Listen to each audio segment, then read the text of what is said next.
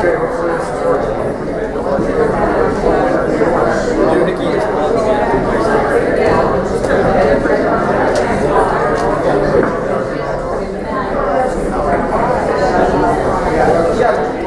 I think we're about ready to reconvene.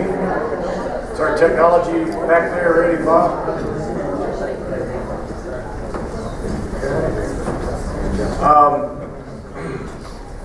This is really an interesting topic and an interesting panel coming up. Talking about green innovations on our campuses. Obviously, we're combining our two conferences right now. One side of Bluegrass tomorrow is about conservation, preservation, sustainability, protection of our precious bluegrass soils. The other side about human capital and education and development of young professionals and entrepreneurship in our region. So we get the marriage of it right here today in talking about sustainability. We've got an esteemed panel from our various member universities.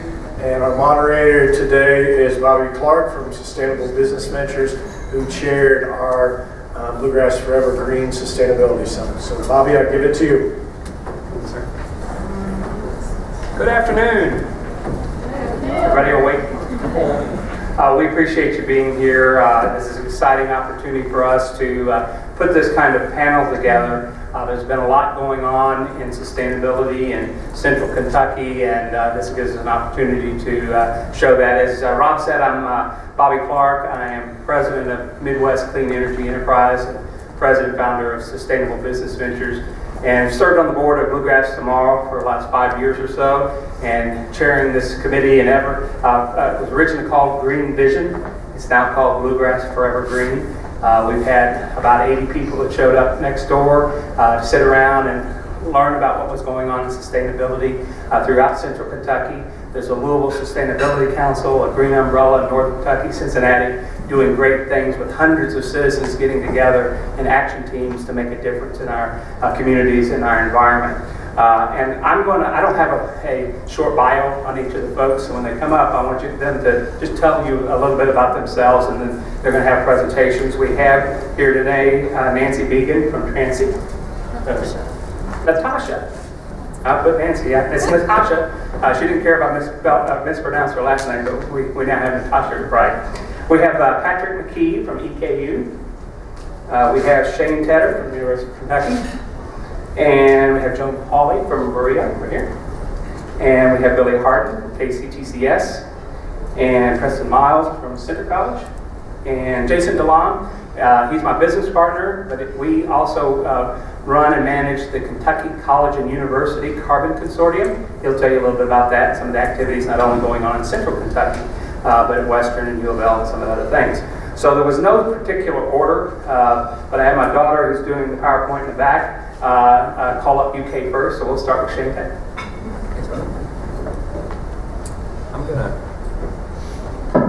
I'm gonna stay seated if that's okay. Thanks, Bobby. It's a pleasure to be here. It's great to be on the stage with my colleagues and get to work with this group. We've been given 3 to 5 minutes with the charge of tell you a little bit about how sustainability is structured at our university and then highlight how students are able to get engaged. And so I'll do that as quickly as possible and then look forward to co-presentations and discussion. But sustainability at the University of Kentucky really hit its heyday in 2008, 2009. And were kind of the heady days when several pieces came together that are still kind of working as the umbrella. So if you look at an organizational level, we have a presidentially appointed committee on sustainability. We have, on the research side, the Tracy Farmer Institute for Sustainability and Environment. I think many of you heard from my colleague, Rebecca McCauley, earlier today. She's the interim director for that group. The Student Sustainability Council oversees a green fee fund on campus. They've got about $170,000 that is generated through student fees that they oversee the distribution of. And then I head the Office of Sustainability. And so those 4 organizations really serve kind of as the umbrella structures and work very closely together. And Tracy Farmer Institute was reformatted in 2009. Otherwise, all those groups came into existence in 2008, 2009. So my position, I report directly to our to our vice president for facilities management. So I'm tucked in on the operations side, but I have a very long leash, and I'm able to work on the academic side with planning endeavors and with student engagement. So I get involved in a lot of different projects, even though I'm tucked in over on operations. From an innovative and engagement standpoint, I'm going to go back to, we'll start with a little bit more about the planning side of it and get into innovation. But from high-level planning, sustainability is integrated into the campus master plan, which was completed 2 or 3 years ago, 2012. It's one of 7 core principles. Since then, we've taken the cue from the master plan and tried to integrate it into a lot of our other planning documents. And so our landscape guidelines, which guide how all of our campus outdoor spaces are treated, have very specific kind of environmental and operational sustainability components to them. And our transportation master plan, which is underway, will have the same, and our utilities master plan, which is currently being developed. Resource efficiency, cost avoidance, environmental stewardship and quality, all those things are built into those planning documents, which makes my job a lot easier. From the engagement side, we launched a challenge grant program last year with funding from several sides of the university. I apologize for the folks on this side of the room. This slide may be hard to see, but we wanted to create a really exciting engagement opportunity for our campus and get high impact engagement back from the campus. But we also wanted to demonstrate comprehensive top-down support for doing so. So we partnered with our Executive Vice President for Finance and Administration, our Vice President for Research, and the Student Sustainability Council to generate $100,000, create a challenge grant program where interdisciplinary teams could apply for these funds, and those applications were judged based on kind of their creativity, their use of the campus as a living laboratory, and their engagement of students with the projects. And so that has been a real catalyst for change on campus. And in addition to that, we have 3 degree programs that our students can get engaged in that are very focused on sustainability. We have a sustainability internship program and then a variety of campus organizations. So from master plan to down to the student org, there are opportunities at UK for student engagement and sustainability, and then through the challenge grant program, I feel like we've really brought all those levels together and are seeing some really exciting and transformative projects on campus that have come about as part of that. So. And Bobby, I don't know who's next. Natasha, go ahead. Thanks. So my name is Natasha Beacon, and I am the acting director for sustainability at Transylvania University. I took this role over in July after Angela Poe left to go and work for the city, and we miss her greatly. So a lot of the structure at Transy was built under her guidance, and she was there for about 5 years. So at Transy, we really looked at the comprehensive nature of sustainability, right? So really trying to engage our entire community with the idea that sustainability is not just environmental, it's also social and economic as well. So really trying to bring those 3 pillars together, both at an institutional level and for our student body as well. So I'm just going to talk about a few main programs that I think are highlights that Angela and her previous team really helped to build up and are now seeing a lot of success continuing on. So the first is Transy Bikes, which is a student-run bike loan program, and it also extends to educational outreach opportunities as well. So the Transy Bikes program actually we just got bronze certified from American Cyclists, which is a really big deal. We're one of only 127 universities across the nation that has this rating. So it's a really exciting program that was really born out of student interest and is sustained through help from the institution. So the institution recognizes that Transy Bikes is a really incredible program that our faculty, staff, and students all utilize. So Transy Bikes also extends into the curriculum. We have faculty members who are really, really engaged. We actually just received a grant of around $10,000 to expand our educational component to this. So it's a really great program that has seen a lot of success we're also bringing in lots of community partnerships. So this is really, Transbikes is really enabling us to reach out into the community and to build sustainable ties with other sustainable practices in the community. So looking toward local businesses to have sponsorship that is over the course of a number of years. And this was all done by students. So students are successful at Transy because I think they're given the opportunity to engage in that way. So the second, one of the second programs that we have just begun partnership in is with the London Farrell Community Garden, which is located near the Lyric here in Lexington. If you haven't ever been to the space, it's a pretty incredible space. And we have now extended out into that space. So we used to have a small Transy community garden on our campus. It wasn't highly utilized because people didn't know it, people didn't see it. And quite frankly, we haven't been good partners to our neighborhood, so we felt the need to get into our community a little bit more. So the London Farrell Community Garden allows us to do that. We, as an extension of this, we also have people going into William Wells Brown to do garden-focused education every other week. And it's based out of the London Farrell Community Garden, but we also bring sort of a living lab into the classrooms, into the science classrooms at William Wells Brown. So really trying to bridge the gap between our higher ed and our K-12 schools. We also have a really successful student group called TEAL, which is the Transy Environmental Action League, and they take on initiatives that students want to see. This year they're focused on food justice, and so they are partnering with the London Farrell Community Garden to a large extent. They also partnered with Seedleaf here in town to screen the permaculture screening of Inhabit at West 6 Brewing, so to try to expand our reach and to really be mutually beneficial for our community partner Seedleaf, who really wanted to show this film but didn't have the space or the ability to do it.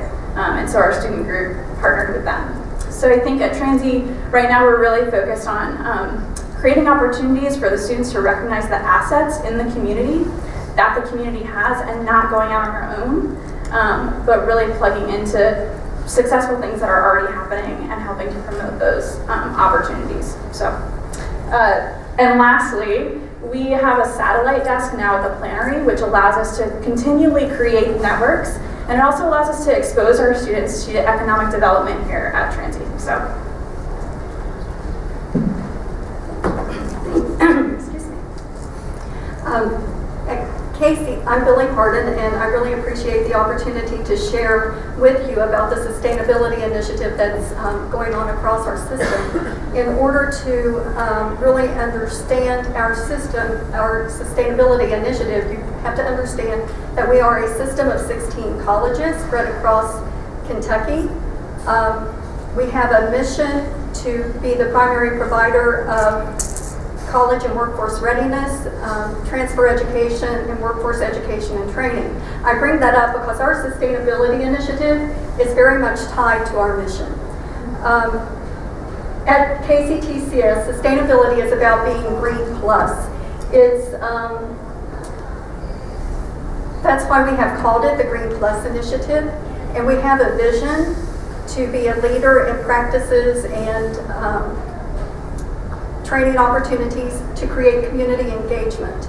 And our sustainability definition is very similar to the definition that the United Nations developed in the Brundtland Report. It's taking care of today so that future generations have it tomorrow, meeting needs. And our sustainability initiative is multifaceted.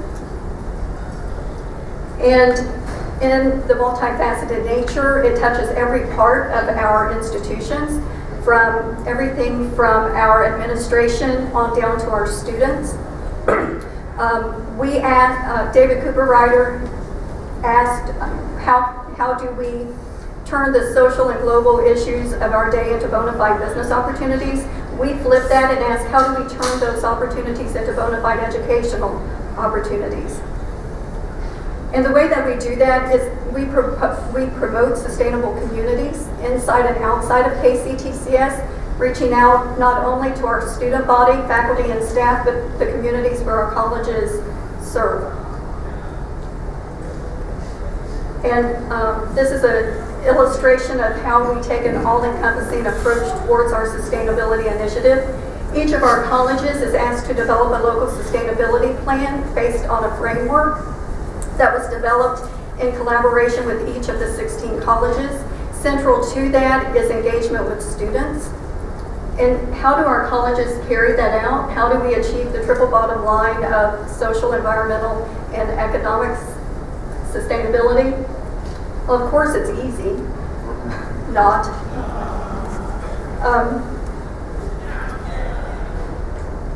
One way that we do that is we do that through our curriculum.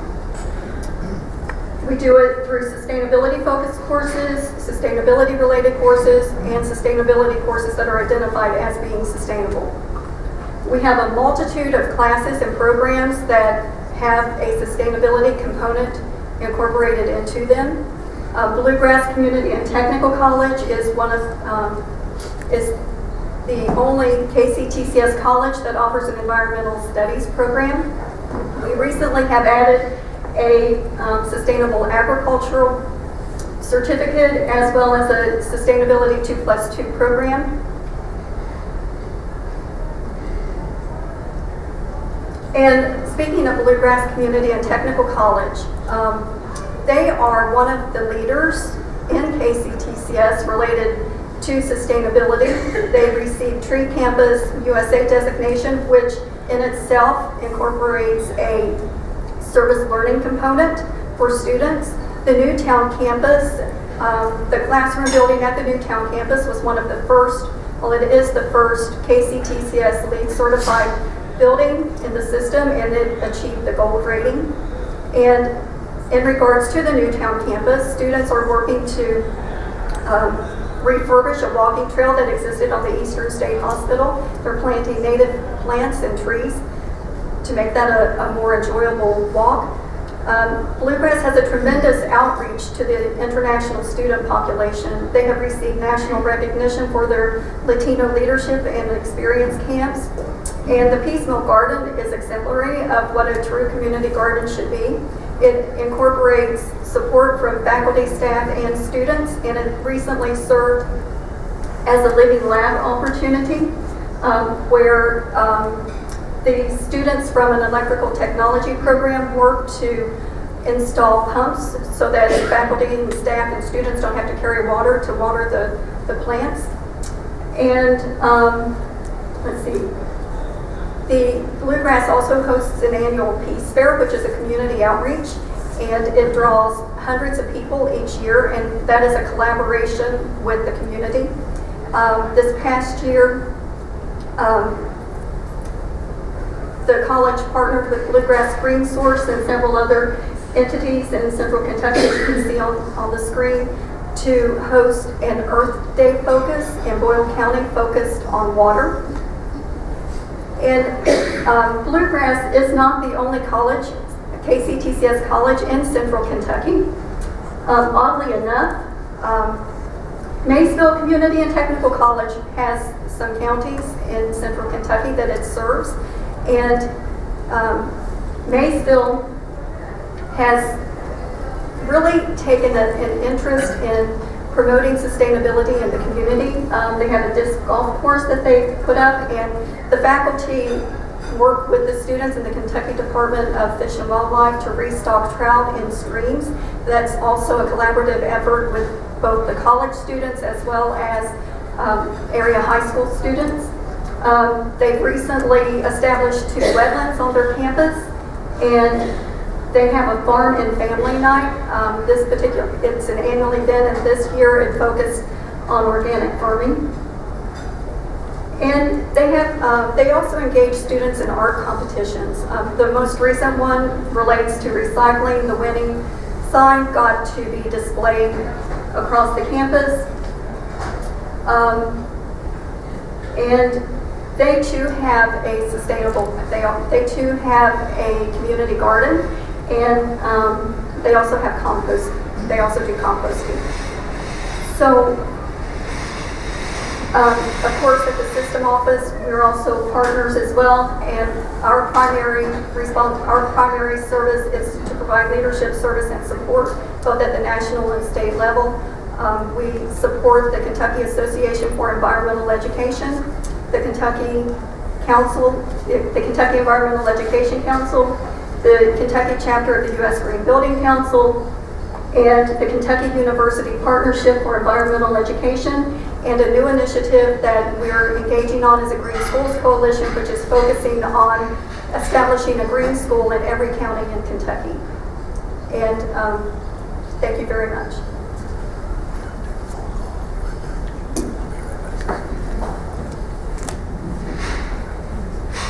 I won't be needing this. I don't have a slideshow. Everybody hear me? Better? Okay. Sorry for those who can't see me over there. My name is McKee, and I'm the Sustainability Manager at Eastern Kentucky University. My presentation is going to sound a little bit different from everyone else's, and that's mainly because I'm new. I'm new to Kentucky and new to EKU.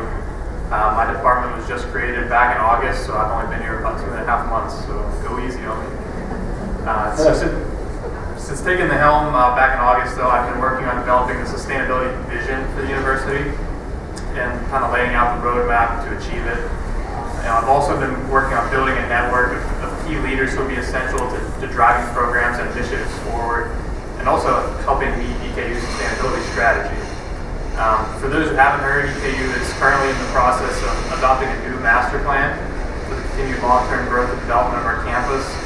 A lot of attention has gone into incorporating sustainability principles into this master plan, so it's a lot of fun for me to be a part of these meetings, and it's a great opportunity to make some big strides in my early tenure here. While my office is only a few months old, efforts to promote sustainability on campus certainly aren't.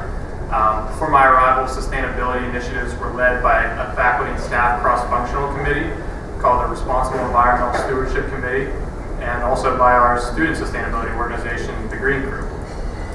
This past month, you may have seen the news, the Green Crew actually led a successful campaign to lobby President Benson into signing the Second Nature Climate Commitment, which was formerly known as the American College and University President's Climate Commitment. So you can see why they changed the name there. It's a mouthful. So this commitment is going to require us to engage our campus and community in developing a climate action plan, and also setting a target date for achieving carbon neutrality. So it's a pretty large undertaking. But carbon mitigation and climate resilience are not the only part of our sustainability strategy at EKU. In developing the strategy, we are organizing our initiatives under the 3 C's: campus, community, and classroom. In doing so, we're going to be focusing on reducing our environmental impact by improving the design and efficiencies of our buildings and infrastructure across campus, minimizing our waste to landfill, improving green spaces to better support biodiversity, and also fostering a culture of environmental stewardship on campus and in the community. The Environmental Stewardship Committee will now serve as the Office of Sustainability Steering Committee, but they're also going to be project managers and leaders for tackling our various goals that we set on campus. And the students will be ultimately essential in helping to drive engagement across campus. So I'm looking forward to building relationships with everybody here on stage, but also everyone in the crowd too, to learning how we can collaborate and share best practices and working together to make Kentucky a more sustainable state. That's all I have.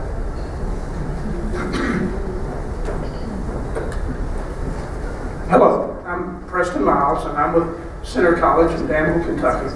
I'm not a staff person, I'm a school teacher, but I have had the opportunity for the last few years to be involved in Center's sustainability efforts.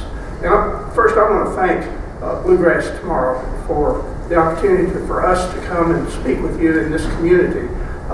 When I had the chance to review the vision of Bluegrass tomorrow and see the goal of improving the quality of life for our residents by being supported by towns that have distinct character, farmlands that are secure and productive, and an informed and progressive governments, that meshes very nicely with the vision we see at Center of how sustainability can guide our liberal arts education.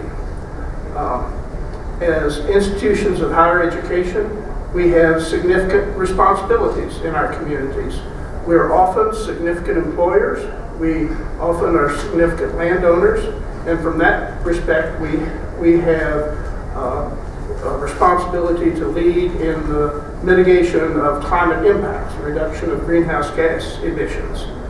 But we also have a special mission as education institutions where we're trying to challenge and empower future leaders of the community, and that is a dual responsibility with which we struggle. In the last few days, I don't know if the rest of my colleagues have been watching the listservs. There's been a flurry of conversations. Listserv conversations are actually often diatribes, but that's my pleasant way of saying it. The issue has been that dual relationship that higher education has. How much of our energy should be devoted to reducing climate impacts, and how much of our attention should be devoted to educational mission. And following the email exchanges, I saw no conclusion to that. So there's the tension. So how is Center responding to these challenges?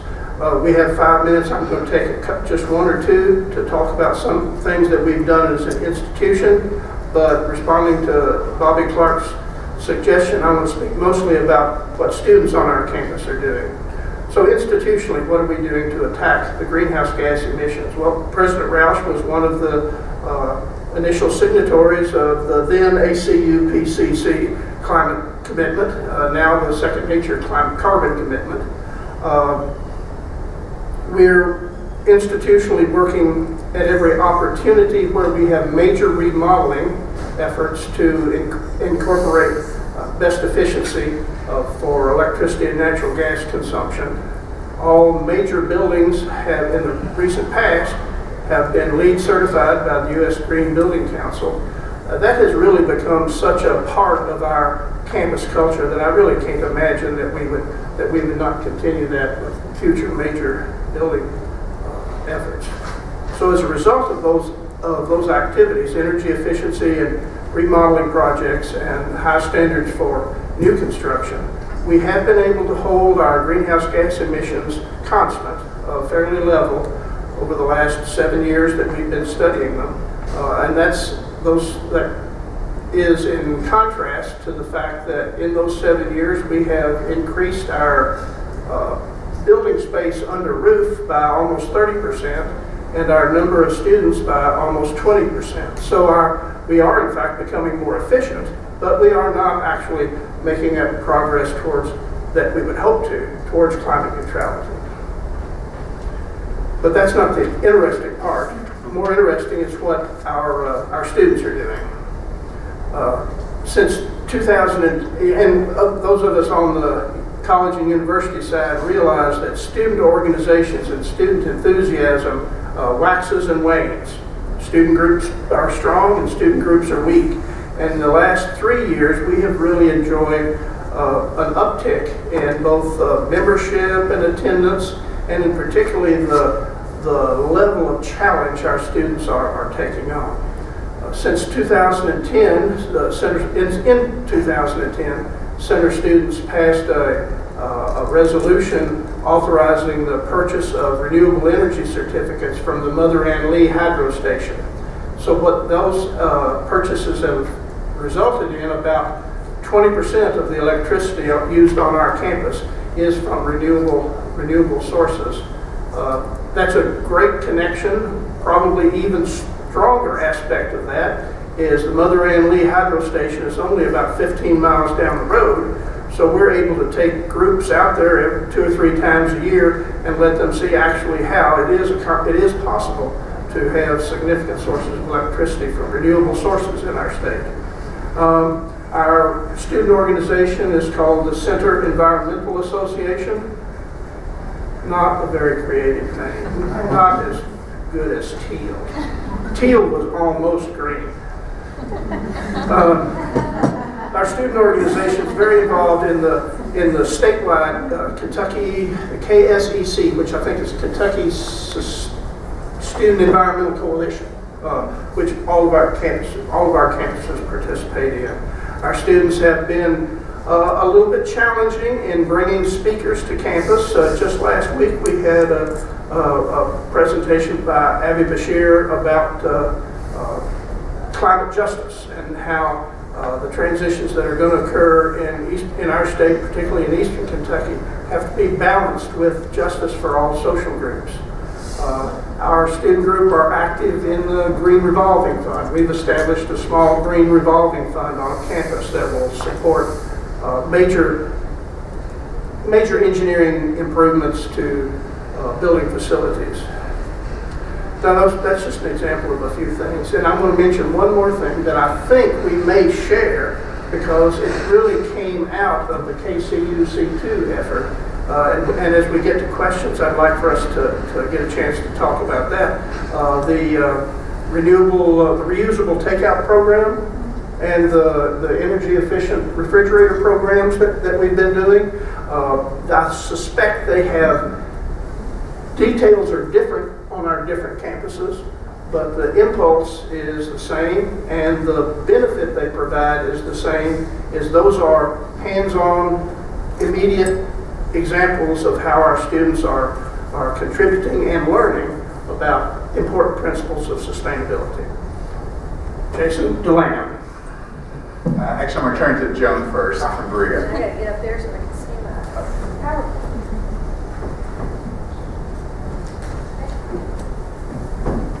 Is this still on? Yeah, okay. So I'm Joan Pauly. I'm the Sustainability Coordinator at Berea College. Berea is a work college. They're one of 8 in the country. And what that means is every student on campus has got to work. They've got to put in 10 hours a week in exchange for offsetting their education. So our student base is from primarily the Appalachia region that are students of very limited economic means with very high potential. And so most of our students are first college, graduation, generation of graduates. So they're remarkable. They are truly remarkable. So I'm very fortunate from a sustainability standpoint because a lot of my colleagues are one-man bands and try to get help that way. I am guaranteed help because we've got a very strong labor program and they've got to work. So they got to work. So I'm going to talk a lot about the structure, the way we've structured the department, utilizing the labor pool that we have, and then I'll talk about just a few projects, but mostly about structure. So we were just given a very old new house for us. We are located, the Office of Sustainability is now located in a log cabin on campus that was built in 1903. Now what's cool about this is the logs were repurposed in 1903 from a Baptist church in Clover Bottom, Kentucky from the 1800s. So it used to be a residence for faculty and staff. It sat vacant. One of our colleagues, Christian Ryan, did this at WKU where she was able to get a house and has turned it into a beautiful showcase. And so we stole the idea from Christian, and we've got a lot of vision around this. We want to try to turn this into a net zero energy. I mean, I'm Forrest Gump as it comes to that kind of stuff. I don't know building science, so people look at me and go, yeah, right, Joan, but we're going to try it. So we've got a lot of vision. It's a model for landscaping, maintenance sustainably. We're going to be a monarch butterfly station.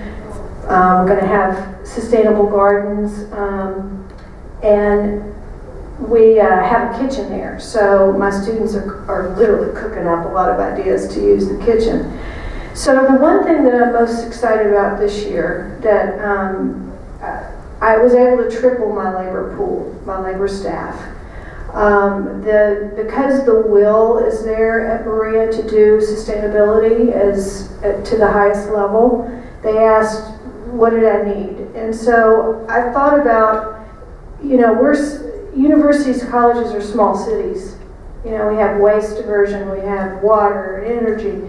So if I could structure a staff like a city, what would I do? So I have, all of these positions are filled except one. I wanted to have champions for each major component of sustainability because I think you need a champion. It can go deep when you have the kind of help to get you to go deep. So I'm going to go ahead and read them off because I know everybody can't see it. We have our student sustainability coordinator, and he's my right-hand person. He's my project manager. He steps up to the plate whenever I can't be there. He attends meetings on my behalf. We just recently had a very high-profile meeting. I couldn't be there. He did a phenomenal job. So he's my right-hand person. We have alternative transportation. We have car share, ride share, and we're trying to get our bike program going. That in and of itself is a job. So we have a project coordinator for that. Waste diversion, huge. I've got a project coordinator for that as well. Sustainable foods is huge. Sustainable purchasing, that's I think the next frontier for sustainability, and colleges and universities can really lead the way on that, but we got to be right in our own house first to do that. Energy and water conservation, data tracking. You know, we do a tremendous amount of data tracking because how do you know how you're doing unless you know where you are? Let's see, special projects. I can't read. Somebody over there yell out the rest. Can you see? Where's Scott? I always put him to work. Compliance reporting. Yeah, compliance reporting. Web graphic design. Yep. Application marketing support. Events and training. Events and training. Okay, so here's what's cool. About half of these students are greenies. The rest are not. I've got dance majors, economic majors, I've got agricultural majors, psychology majors, but they heard that the jobs in sustainability were really cool. So I require a resume and 2 forms of reference, and they come and they interview. I have job descriptions, of course, for every one of these. So it's a lot of fun because we don't want to get myopic in our view that everybody believes what we think. So the people that are non-greenies, we really rely on because they're like, that doesn't make sense to me. So they help us in our communications efforts. So the other thing as far as student engagement, they're learning to work as a team. This is how the real world works, you know, an integrated team. So my sustainable foods coordinator is working with our special events and our training and our marketing folks because we're going to be doing a dandelion festival. And so she is learning how to delegate. So it's, again, because the will is there at Berea, because we're a labor school, I'm very, very fortunate to have this. So we have a tremendous amount of projects. Each one of these have their own projects, but I'm just going to highlight a few here. Oh, and this is our mission. So all of our students know that we're a department, but we're mission-based. And it's beyond just the environmental aspect, but the social justice as well as the financial. So we have this up on our wall. So anyway. So just some of the things that our waste diversion coordinator is working on, we're standardizing the bins. We're trying to get to zero waste. Zero waste means 90% of your waste is diverted. So right now we're on track 100% with all of our events being zero waste. The reason why that can happen is we actually literally, those bins to the left, we have student ambassadors that tell people exactly where to put the compost, where to put the trash, where to put the recycling. And you wouldn't believe the number of people that say, is food compostable? My students they try not to roll their eyes, but they're like, yes. And then we're standardizing bins. We're doing a fun project with pizza boxes. Can you imagine how many pizza boxes are on campus? I mean, my goodness. So we're lucky we're an organic farm there on campus. So we take that receptacle in the middle, we pick those up and we take them down to our gardens and we compost the pizza boxes. I made sure the garden manager knew we were doing that. And she said, okay, Joan, we'll give it a shot. We've done it this is so cool. We've done it in 3 dorms, and now the other dorms as a pilot. Now the other dorms that know about it are saying, where are our pizza boxes? Why can't we compost? I'm like, hold that thought, we'll be right there. So this is big. Last year we diverted 1.2 million tons. That's everything. That's construction, that's organic materials, that's everything, scrap metal. We diverted about a little over 70% of our waste last year, but we want to get to 90%. So we got a little ways to go still. I spoke briefly about the Dandelion Festival. That dandelion logo over to the left, that's our graphic design student. He's a freshman. He's a watercolor artist.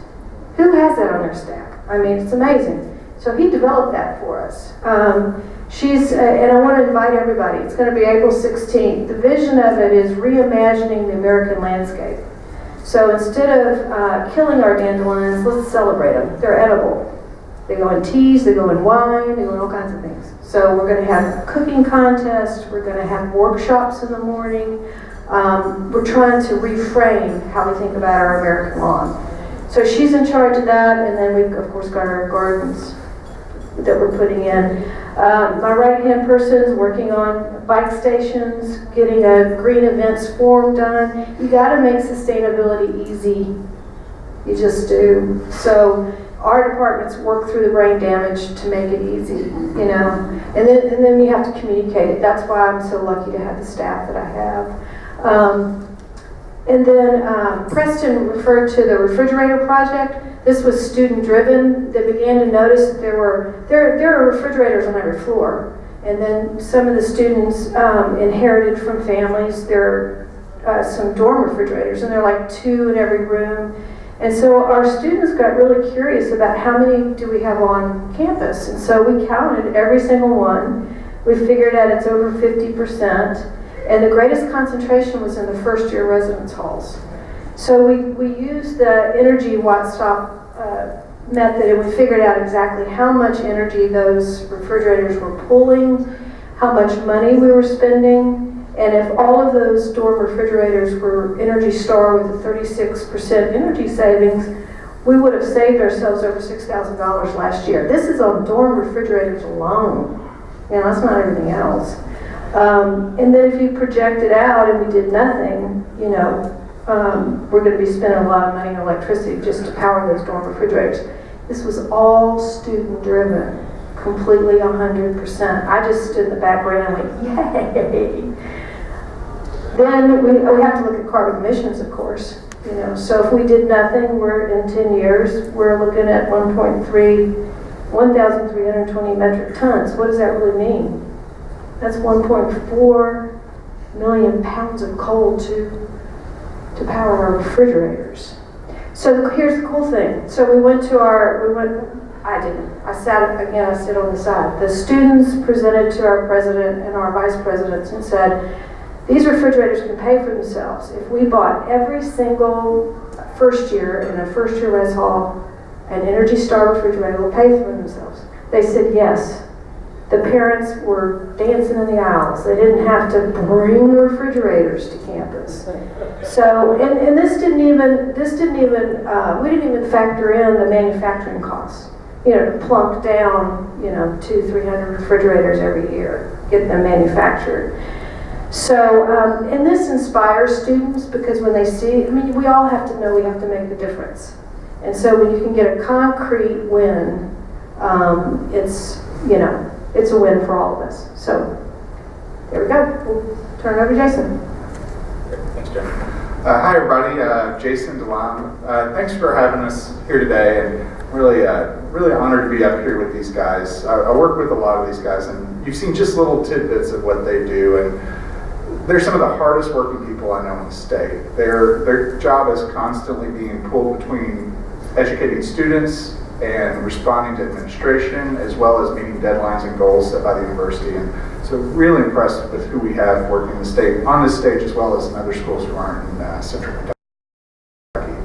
I'm just going to take a minute because I want to get us on to questions, but talk about the Kentucky Carbon Consortium.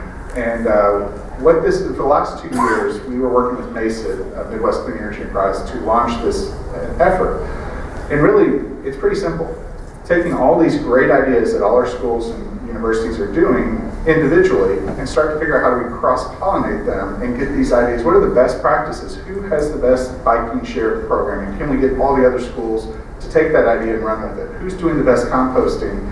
And can we get all the other schools to see that school and then run with it? So can we speed up the adoption of all of these proven, money-saving, sustainable efforts and speed up its adoption through schools and colleges across the state? So we didn't want to jump in too fast. We wanted to kind of go at this slow, and we picked 4 pilot schools to work with us for the first year and sort of figure out how this consortium can work, who should be in it, how it can engage, the public as well as the universities and administration. And so luckily we got Center College, Berea, U of L, and Western Kentucky were our first pilot schools.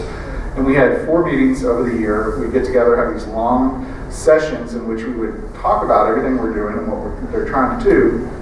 And we have now kind of got a game plan. And over next year, we're going to be opening up membership to other schools in the state to get involved with the consortium.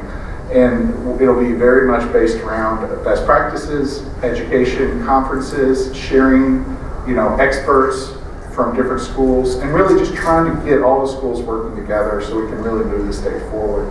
And as Joan said, schools are like small cities, but they're small cities within their own representative town or community. And I like working with schools because they really can often be the innovation, the nexus of ideas, and more importantly, the future leaders.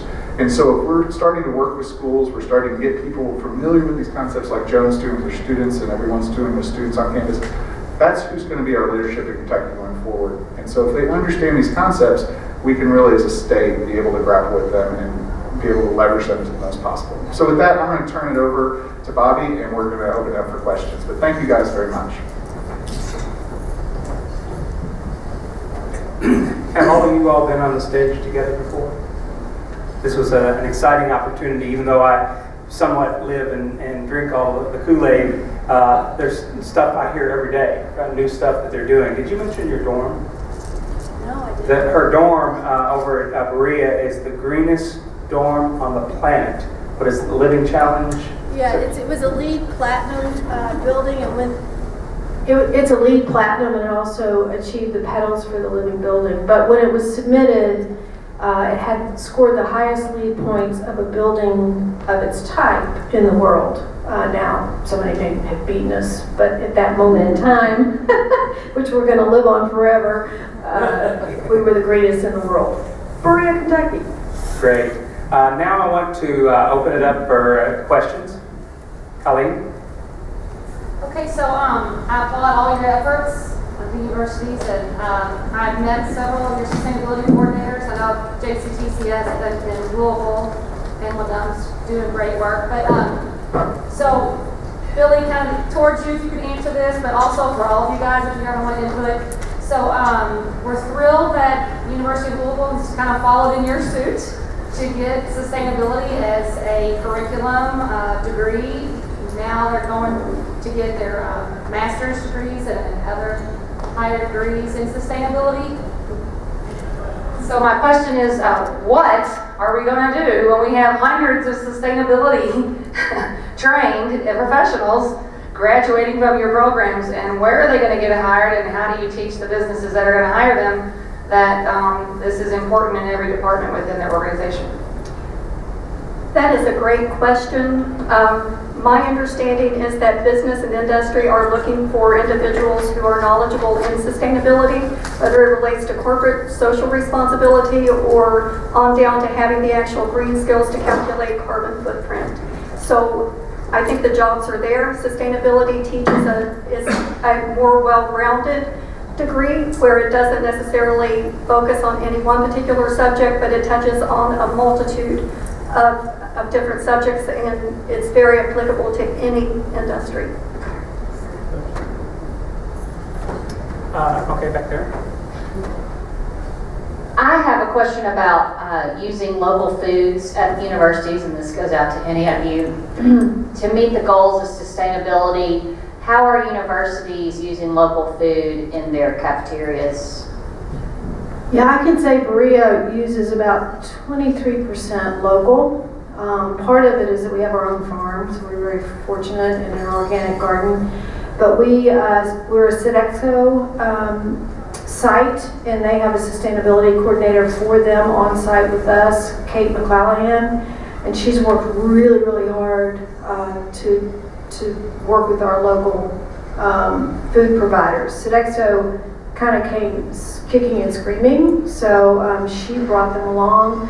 The one thing that I'd like to say, though, that we don't focus on very much is we have to also educate our event planners on campus, because you can't get these things in season. So there needs to be a different reframing of expectation, that when we do want to go local, work with us, because local means you get things that are local and it may or may not be in season. So with our green event form, we actually have a link there that has the growing season of Kentucky, so that people can go, oh, I can't get this now, I won't order it. So you gotta educate your consumers so that they will be forgiving if they can't get everything they want. We're used to having everything we want.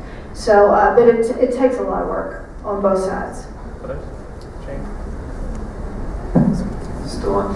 So University of Kentucky's food services were privatized last year. So Aramark is our dining service provider, and we built local purchasing requirements into the contract with them. And so this past their first year, they spent $1.2 million on Kentucky Proud products, which ended up being about 12% of their food spend. They also spent over $1 million in other local products, and if you read the Herald Leader, there has been some back and forth on the sustainability impact of that, because sodas and ice and other things were counted. But I think for us, getting it in at that volume, $1.2 million in Kentucky Proud products purchased, where our hope there is that starts to drive the market so that the supply is there and it's there for longer periods of the year. So it is still very much a work in progress for us, and there are a lot of great people inside the university and in the community pushing the university and our private partner to refine and to continue to develop and evolve those standards so that we have the impact that we want to be having. But 1.2 million in Kentucky Proud product purchases spent was a big deal. It's more than we'd ever purchased before, and I think it'll start to drive some market development, which is what we really hope for that side. I'd also like to add, at EKU, we're at a unique time where, me coming in the time that I did and learning from the other people here at the table, we are pursuing a new contract for our food services, and that will be in around July of 2016. So local food is definitely a priority for us as well. How we define it is still to be fleshed out, but it's very important to be very detailed on what the expectations are of your food service providers, whether it's Aramark or Sodexo or whoever. One more question. Yes, sir. Do any of the universities have targeted goals of sustainability in terms of energy targets by 2020, 2025, 2030? What are those numbers?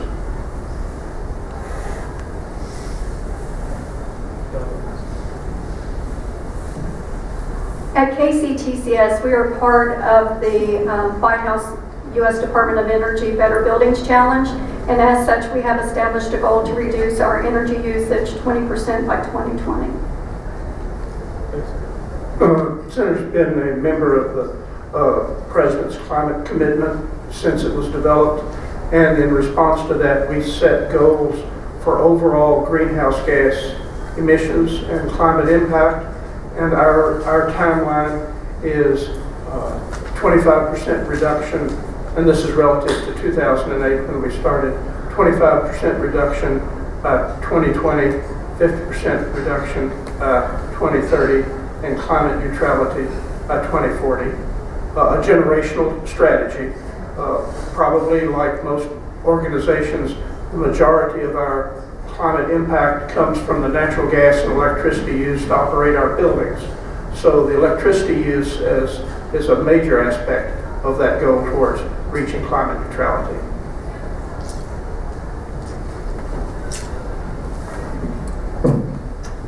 With that, I want to thank everybody.